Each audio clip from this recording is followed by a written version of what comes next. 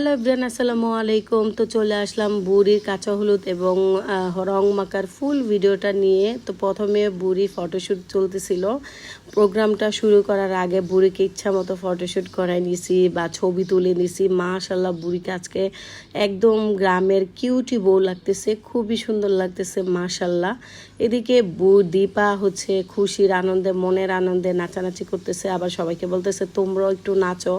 তো ও আমাদের সবাইকে বলতেছিল নাচো নাচো। তো আমরা প্রোগ্রামটা শুরু করব এখন। সব কিছু যেহেতু রেডি, বুড়িকে বসাইলাম। বুড়ি তিরিং বিরিং করতেছিল, তো ওকে এসে আবার সব ঠিক করে বলতেছে আপু একটু বসো। তো প্রথমে আমি ওর সাথে বসে একটু নাচ করতেছিলাম ওকে খুশি করার জন্য। পরে থেকে ও এই যে ইয়ান বসলো হলুদ দিতে, ও জিজ্ঞেস করতেছিল কিভাবে দিব, তো আমি বলতেছিলাম এইভাবে এইভাবে দাও। তারপরে আমি বসলাম তাকে হলুদ দিতে, কিন্তু আমাকে বলতেছে এই আমাকে হলুদ দিও না, আমাকে হলুদ লাগবে, আমাকে দেখতে সুন্দর লাগবে না বার্থডের দিন। তো আমি কোনো মতে ওকে দিলাম। দেওয়ার পরে এই যে মুখটা কালো করে রাখছে, কারণ ওকে হলুদ দেখা যাবে, ওকে সুন্দর লাগবে না। এদিকে ও আমাকে জোর করে নিয়ে পুরো মুখে মাখিয়ে দিছে, দিয়ে আর বলতেছে আমি একা কেন দিব, তুমিও দাও। তো এই ফানি মোমেন্টটা খুব মজা লাগছে। তারপরে ওর ক্ষুধা লাগছে, ইভান আপু আবার ওকে জিলাপি খাইয়ে বলতেছে আপু একটু হলুদ দে, ওকে দিয়েছে হলুদ দিতে ঘুষখোর। তো ওকে দেওয়ার পরে আবার সোনিয়াকেও দিছে দেওয়ার জন্য। সবচাইতে বেশি জ্বালাইছে হচ্ছে আরিয়ানাকে, কারণ আরিয়ানাকে কোনোভাবে ও দিতে দিচ্ছিল না। ঝগড়া লেগে গেছে দুই বোনের খুনসুটি বলে, যে এটা থাকে আর কি।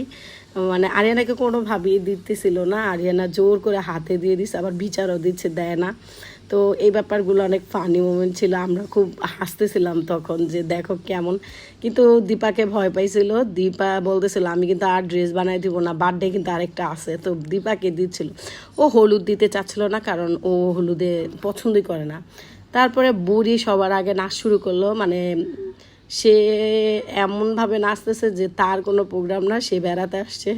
তো ওকে নিয়ে আমরা সবাই একটু মজা করলাম, বুড়িকে নাচ করতে দিলাম। মাশাল্লাহ, ও এত ভালো নাচবে বা এত ভালো নাচে আমরা কেউই জানতাম না। মানে ও নাচগুলো কিভাবে শিখেছে আল্লাহ জানে, মানে খুব সুন্দর করে নাচতে পারে মাশাল্লাহ।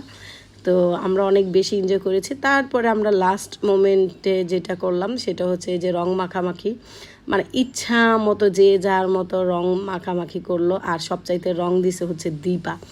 দীপা সবাইকে রং মাখিয়ে দিচ্ছে সে সেফ থেকে।